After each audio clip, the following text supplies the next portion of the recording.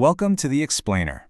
Today we are tackling a huge topic in software design, microservices architecture. It's the whole idea that powers some of the biggest applications you use every single day. So let's just dive right in. To really answer that question, we've got to go back in time a little bit. It all starts with how applications used to be built, a method that just plain hit a wall when companies started growing to a global scale. You see, to get why microservices are such a big deal, you first have to understand the problem they were designed to solve. And that problem has a name, the monolith. Just think of a big online shop. With a monolith, everything, user accounts, the shopping cart, the product catalog, the checkout, it's all just one giant tangled piece of code. The whole thing gets developed and deployed as a single package. It's all in one box.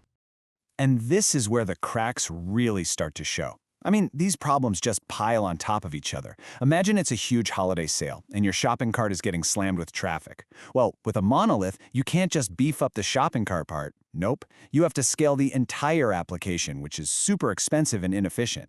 Or what if you need to make a tiny bug fix in, say, the user profile page? You have to test and redeploy the whole shebang. You can see how this makes it incredibly difficult for big, fast-moving teams to get anything done. So these challenges, they really forced a major shift in software design. The industry needed a better way to handle all this complexity, and that need led directly to the rise of the microservice.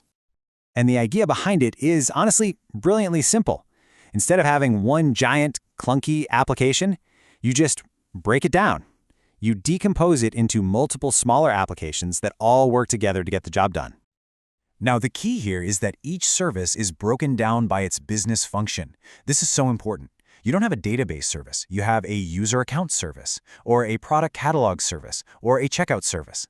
Each one handles its specific job from start to finish, and crucially is independent from all the others. And this quote just nails a really common misconception. It's not about the size of the code, making things as tiny as possible. It's about separating business ideas into their own independent, self-contained units. Okay, so if all these services are independent, how do they actually talk to each other? How do they connect to create a single, seamless application for the person using it? Right, they don't just magically know about each other. They have to rely on some pretty common, lightweight ways of communicating to pass information back and forth. Let's take a look at the main ways they do this. So, for example, one service might make a direct API call to another. It's basically like one service calling another one on the phone and waiting for an answer. Think of the checkout service asking the user service for a shipping address.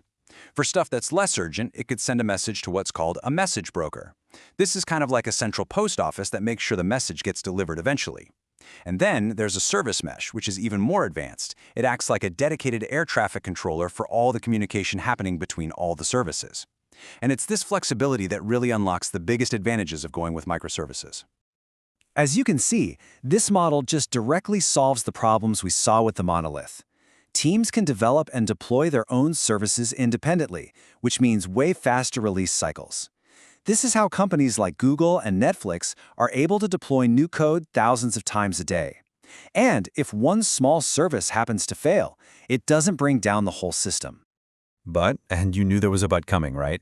Microservices are not a magic bullet. They're not a free lunch. While they solve all those old problems of the monolith, they bring an entirely new set of complexities to the table. You see, what was once a single complex application has now become a complex, distributed system of many, many small applications. And let me tell you, managing a highly distributed system is really, really hard. All of a sudden, you've got these brand new problems to worry about. If your user authentication service goes down, what happens to all the other services that depend on it? It can set off a domino effect, a whole cascade of failures. And when something does go wrong, trying to trace that issue through 5 or 6 different services to find the root cause, well, it's a huge challenge. These issues meant that the software world needed a whole new set of tools to manage this new way of building things. And that's exactly what happened. To handle all this distributed complexity, a really powerful ecosystem of tools has emerged, and they're all designed specifically to make running microservices manageable, even at a massive scale. So you have tools like Docker, which packages each microservice into its own little self-contained box, called a container. Then you have orchestration systems like Kubernetes that act as the brains of the operation, automatically starting, stopping, and scaling thousands of these containers. When you add in automated deployment pipelines, often called CI/CD, and some really sophisticated monitoring tools, you get the modern toolkit that makes this whole architecture possible. So, with all these trade-offs, how do you actually decide which path to take for your project? Well, one of the first and most fundamental decisions you have to make starts with how you manage your code. Do you put all your microservices into one single code repository, that's a monorepo, which makes sharing code easy but can get slow and messy? Or do you give each and every service its own separate repository, a polyrepo, which keeps everything nice and isolated but can make it harder to coordinate changes that affect multiple services? This choice has a huge impact on how your teams work, and it's a really critical decision for any microservices project. And here's the key takeaway. There is no single best answer. If you've got a small, tight-knit team and you're building a relatively simple application, a monolith is often way faster to get started with and easier to manage. In fact, some super successful systems like Stack Overflow still run on a monolith architecture. Microservices really start to shine when you have large, complex systems and lots of distributed teams that all need to innovate and scale independently of each other. Ultimately, the answer doesn't just depend on the technology. It depends on the size of your team, the complexity of the problem you're trying to solve, and your goals for the future. The architecture you choose should really be a reflection of the organization you're trying to build.